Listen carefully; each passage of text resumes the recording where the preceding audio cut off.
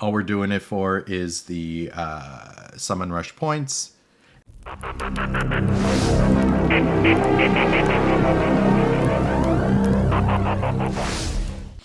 What's up, everyone?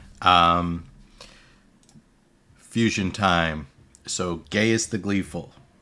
As you probably have already seen videos, he's actually pretty darn good.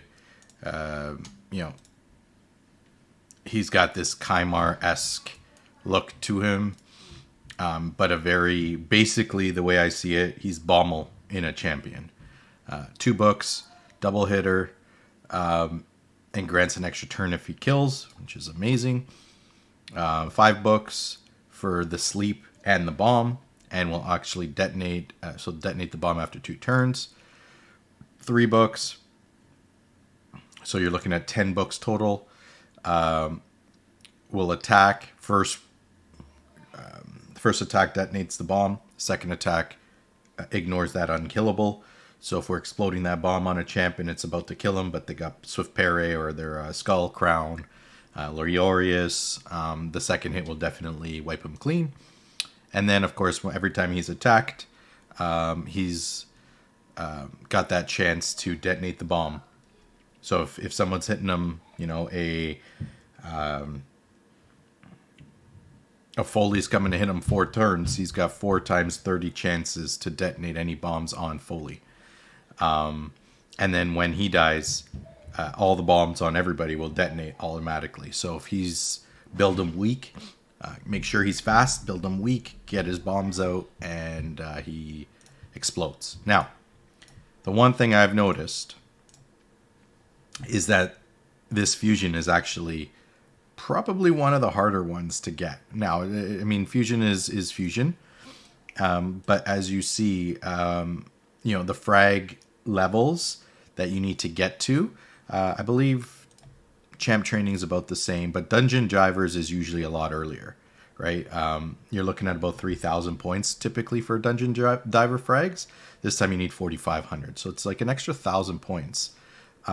Summon rush is about that. I feel that these first 5 frags are usually in the first row, and then the second 5 frags is probably closer to the end, but maybe at the 3,000 mark, 2,500 mark, somewhere around here. So everything's a little bit harder. Tournaments are all the same.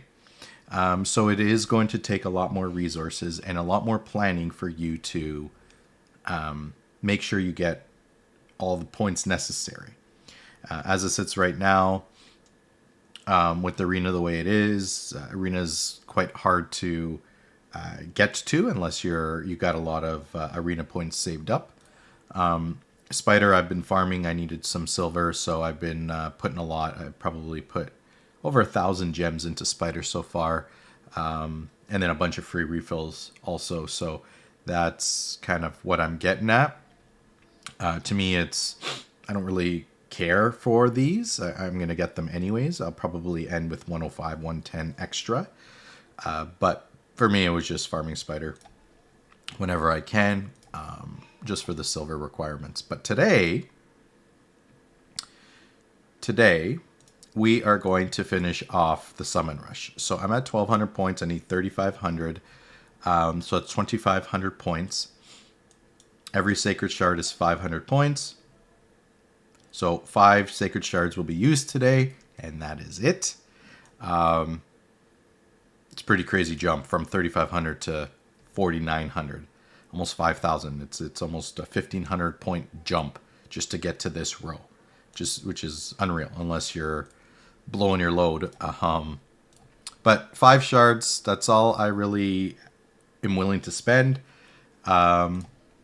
I tried, I think I used 40 or 60 yesterday to try to get Kymar or a dupe Rotos or a dupe Duchess. I came up with absolutely nothing. But here we are. We're going to use Sacred. Hopefully, I don't have any of these champs. So, you know, if I get any one of these 3, I won't be upset. But I have 0 on my Mercy timers. So, I'm starting fresh. All we're doing it for is the summon rush points. And I start with a legendary, and it's Archbishop Pinthroy. He was a guaranteed champ a little while ago. I didn't go for him. But he's not a 10 times champ. I don't think I've pulled a 10 times champ in the last 18 months. I think the last 10 times champ I pulled was, I don't even remember, maybe a Shalad a while ago, like sometime early last year. But hey, he's pretty good. He's pretty awesome. Transfers a random debuff from this champ to the target. So Lysandra does that too. Lysandra does all debuffs, but also has a chance of stealing a random buff from the target. So it's only 75% chance. No, can't book them for chance. Increase accuracy, always a great buff to have. I use Lady Kimmy a lot for the increased accuracy and the speed. But he's got the increased accuracy, 2 turns, and then it's an attack on all allies. Kimmy is not an attack. Places a heal reduction, and also that block buffs. So yet again, another block buffs champion. Hydra's great. Block buffs for Hydra is really where you want it, and it's booked up to 100% chance. Now, champs from Demon Spawn, Undead, and Knights Rev cannot resist these. Good for Arena if you're using a Sifi, a Rotos, Duchess, quite a few Arena champions. If you think about it, like every time there's factions attached to it, it's like automatically the skill sucks.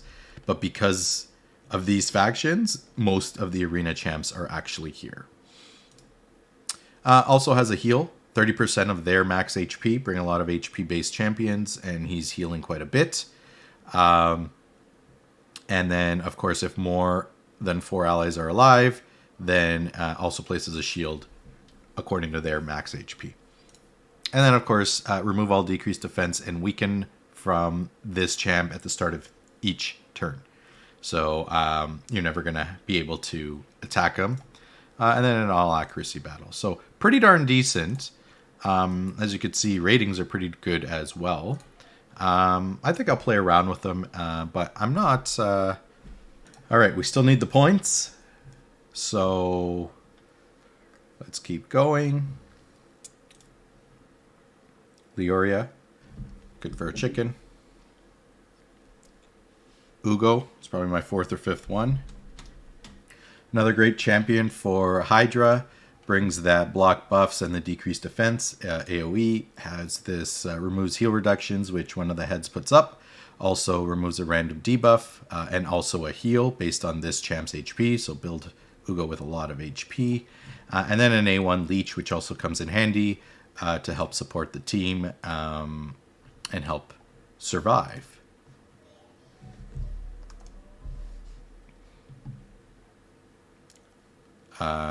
Good chicken. I believe we need one more. And we are going to get another chicken. All right, so there you have it. 1 out of 5. Pretty darn good considering, I started with nothing. I'm now up to 4 sacreds without legendary. As I said in one of my other videos, I would recommend keeping track. Put a timer on your phone. The way I do it is I'm actually list the different shards and then what I get, what date I got them, who I got, if it was a dupe or a triplicate in some cases, and then how many shards it took me to get that champion. The highest I had was 29 sacreds without a legendary champion, which is crazy considering some of those sacreds were pulled on 2-time events. And the best, as you saw, was 1, and I had that a couple of times as well. But on average, I'm looking at about 10 or so sacreds before I get a legendary. And then ancients, I've pulled a handful. It's also interesting to see how many shards you actually pull in a year. I started tracking this at the beginning of January of this year. Probably should have started earlier, but it's interesting information to know. Anyways, there you have it. 1 out of 5. Legendary. It's not the one I wanted, but you know what? He's still a pretty decent A champion, pretty decent, legendary as well, relatively new as well, and someone I didn't have. So I'm going to build him out. We're in a champ training event right now, so might as well build him out, at least get him to 60, and then start playing around with him. All right, good luck on your pulls. Catch you all in the next video. Take care, everyone.